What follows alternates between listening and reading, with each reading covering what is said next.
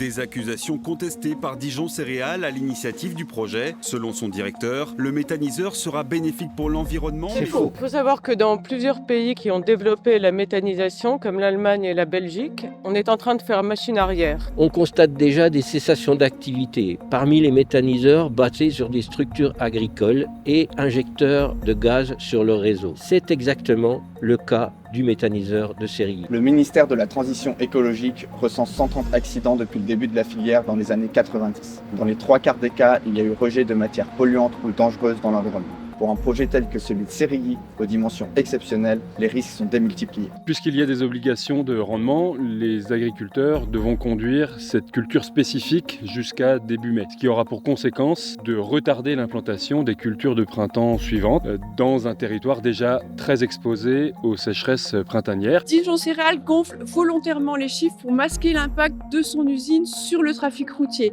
dont je vous laisse imaginer les nuisances sonores, l'état des routes dans notre région, et je ne vous parle même pas des rejets de CO2 par tous ces véhicules. Avec le projet de Cerrilly, on se retrouve clairement dans une entreprise de greenwashing. Nous demandons pour des projets ayant un tel impact sur l'environnement une réelle procédure démocratique et participative pour que les citoyens puissent donner leur avis sur un projet qui va impacter directement leur cadre de vie.